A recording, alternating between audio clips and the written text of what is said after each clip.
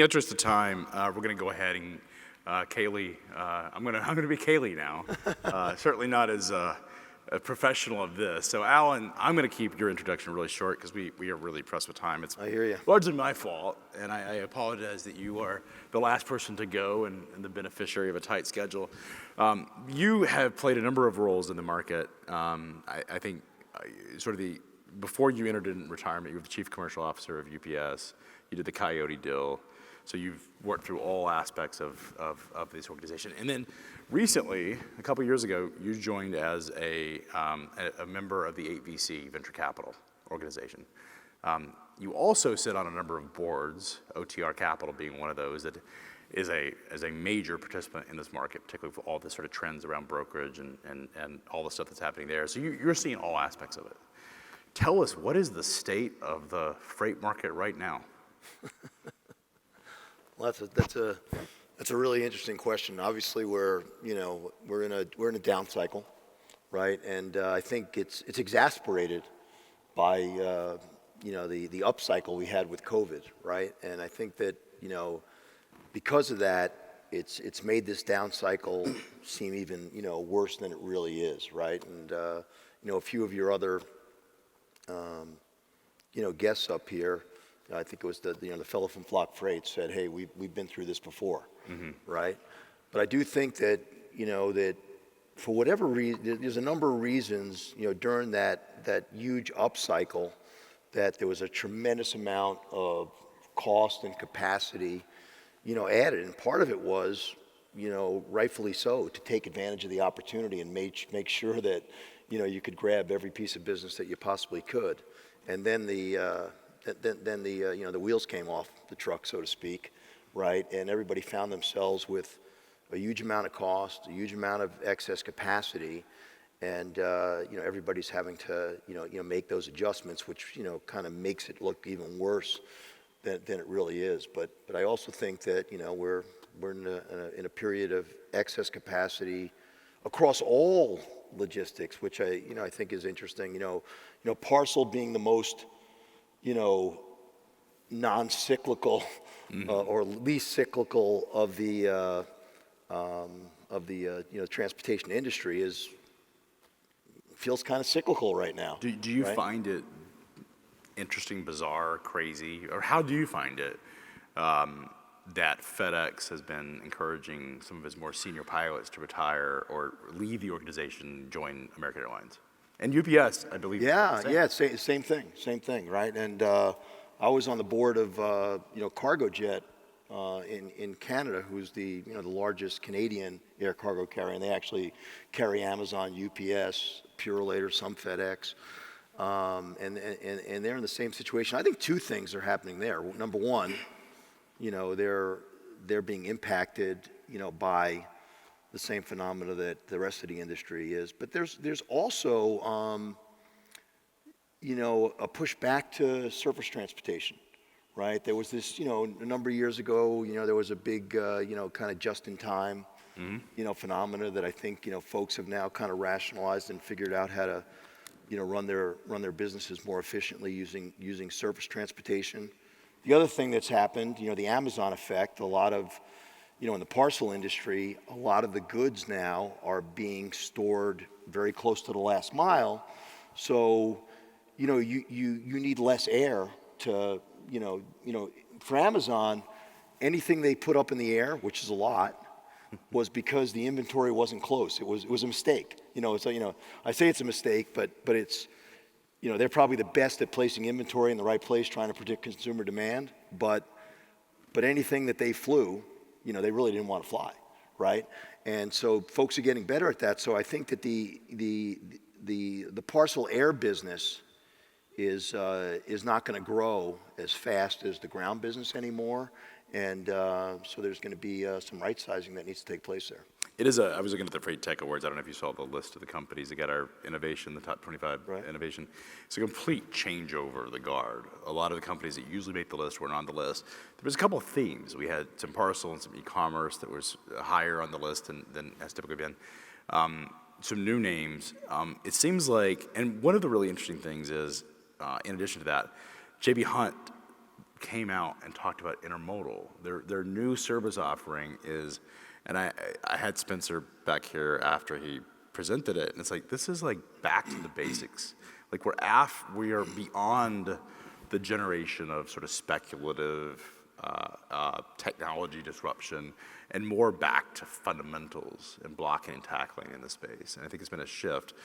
What does this mean for you? And what are you seeing in terms of the excesses? If we were in the sort of venture capital phase of the freight cycle and the freight tech cycle, we're now over that. Where are we at right now? Yeah, let me get to that, but when you talked about the intermodal, you kind of struck me there a little bit. I think that, the other thing that's happened is there was this tremendous need for speed, right? And, putting stuff on the rail, typically, you could move things by truck faster. Yeah. Right? Rail was cheaper. UPS, used about $1 billion of the rail, right? One of the biggest, trailer on flat car, users. And now, obviously, Amazon kind of caused that with, their, 2-day and then next day and then same day.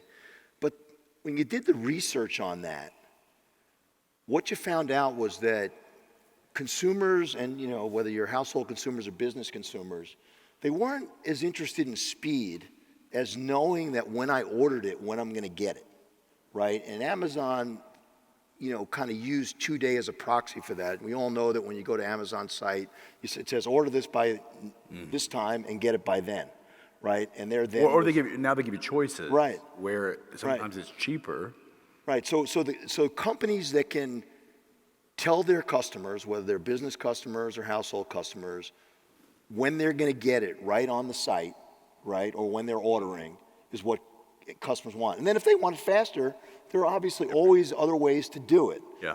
And I think that's why rail and, some of these other, quote unquote slower modes are becoming in vogue. Is it a reaction to like inflation? Like the demand, the super hyper cycle demand of, everything's so screwed up during COVID. I need it now. I need instant gratification, but I also need it now because I need it now.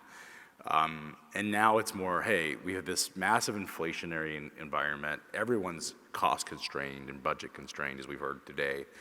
Is this a situation where intermodal and other forms, moving stuff from air to truck or air to surface is popular? Is that we're downgrading the speed of which products are coming, but we're doing that because it's just cheaper to do so?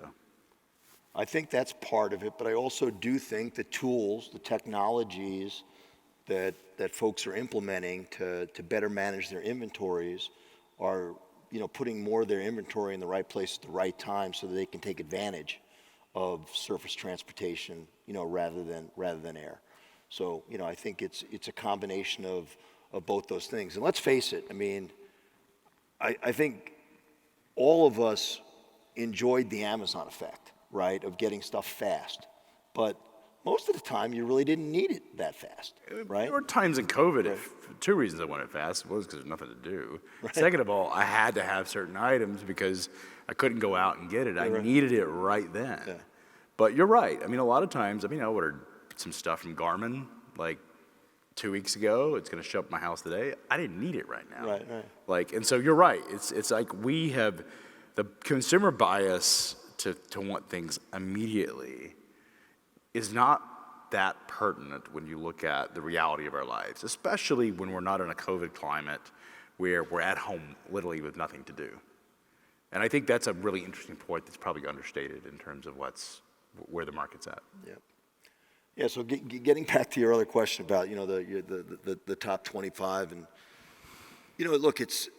By the way, Amazon got number one in that most innovative company in our space. And I thought that was really interesting because last year they were number 6, but obviously they're doing right things by our judges, our panel of judges are saying, look, Amazon is a company that's doing the right things. And it's interesting because it's not as if we talk about the de-emphasization of speed. It has not effectively hurt their business model by downgrading the velocity of product. But you also made an interesting point that they put a lot of this freight inside of fulfillment centers that are closer to homes. Right. Yeah. So, I think where freight tech's, going is that, look, we've been in a little bit of a hype cycle, right? And it's not really about disruption, right? It takes a lot to disrupt, right? And when you think about some of the things that, in one of your other sessions, you're talking about visibility, right? Well, visibility kind of outside of parcel, was kind of non-existent a few years ago. So you weren't disrupting anything. MacroPoint came in, then P44 and Four Kites.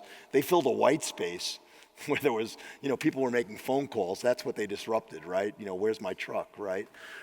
And so they were able to fill a white space, not necessarily disrupt, something else, right? And I think that, that's really what's been happening. The digital brokers, maybe they thought they were going to disrupt and just change the whole way truckload, brokerage truckload happened. But in the end, they were going to be another player.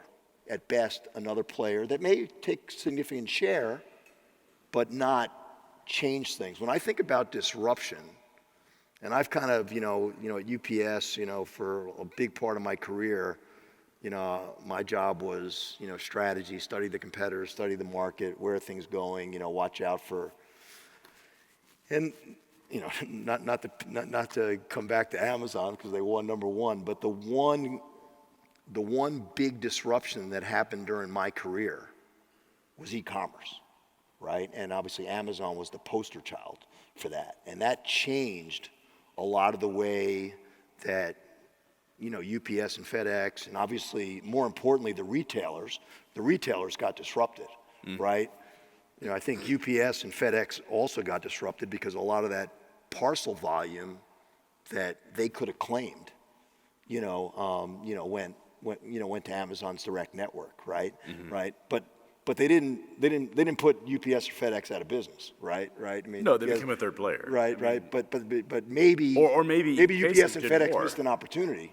Oh, Right. By far. I mean, Right. you can say it from the inside, Right. but obviously, watching the FedEx Amazon story play out different than the UPS Amazon Right. story is obviously, as Amazon ascended to become a major participant in the logistics ecosystem, they have taken share, but neither of those three companies, there's at least room for four if you Right. keep DHL in the mix, and maybe the Postal Service gets counted in that group. There's enough room for all of these players. Right. It just means that the market's more mature. There's not a room And for... it's changed. It absolutely has. So, Alan, I do have to ask before we sort of wind down the conversation. There's been a lot of disruption, not the kind that we talked about, but some of the disruptors have been disrupted in recent months. We saw Flexport have its personnel change the guard back to the founder, to Ryan Peterson. Reports that its revenues were down 70%.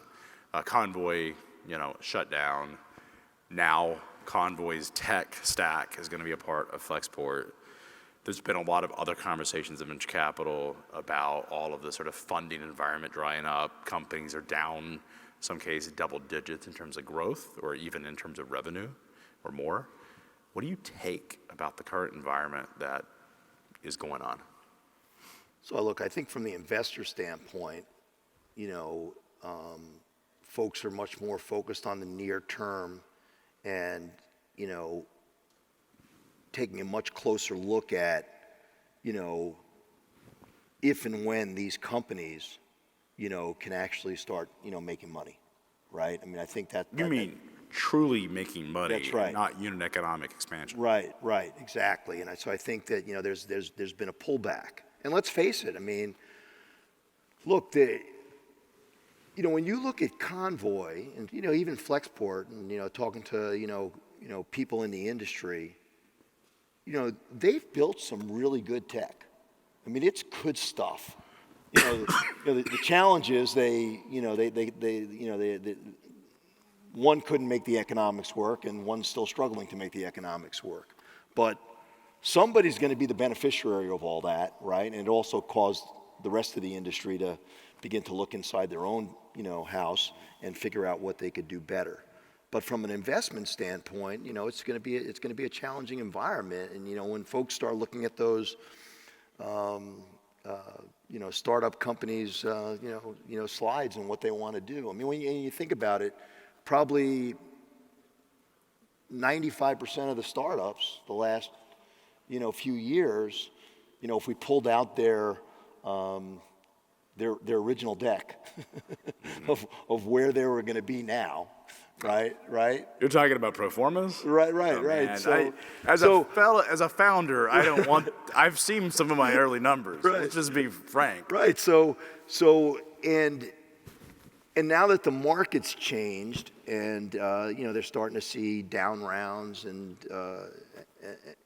seeing their money being basically devalued, it's people are going to be a bit more conservative, and really want to see the goods. I think studying the concept a little bit deeper than the way we were spreading around money before. The dreamers and all of this. So the dream of the business is different than the reality. If you have and sort of closing thoughts on this, if you have a founder who has raised money, I should say, a couple years ago, and currently has some capital, but not enough to get to break even, and they have a business model, maybe it's in digital brokerage, or maybe it's just overall, it's a high burn business model. And what message do you have to them? What would you leave them with, both from an operator, an industry expert, and someone who's talked to a lot of these startups? Look, in the end, and I think I heard this before, during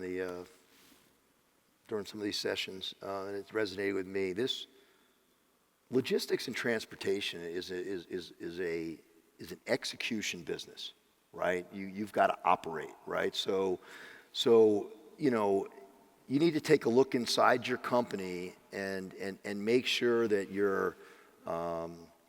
you've defined what the metrics are, and you're operating and executing through those metrics, so that when you're courting an investor, even if you're not making it exactly how you plan to make it, right, and you're a little bit behind, but you're able to demonstrate with the leading indicators that you're going to achieve those lagging indicators, which are the the metrics that going to make your company successful, and focus on that and demonstrate that, and make sure you have the right talent on board that can help you do that. And when you passed on investments, or you didn't do it, what was typically the trigger? Was it that you didn't have confidence that the management could hit the numbers? Is that pretty much the foundational? Yeah, I think so. Yeah, I mean, look, there are a lot of great ideas, right? But to take an idea and make it a reality, you need more than an idea, right? And look, there's a lot of smart people, but I think they've got to make sure, again, like they've got the talent on board that can help drive that, and it'll be a little bit of a zigzag. I get that part, right? But we got to see the line going in the right direction, and see daylight, or be able to envision it, if it's really early stage. Well, Alan, so appreciate it so much. We'll have to continue this conversation at some point in the future. But thank you so much. All right, thank you.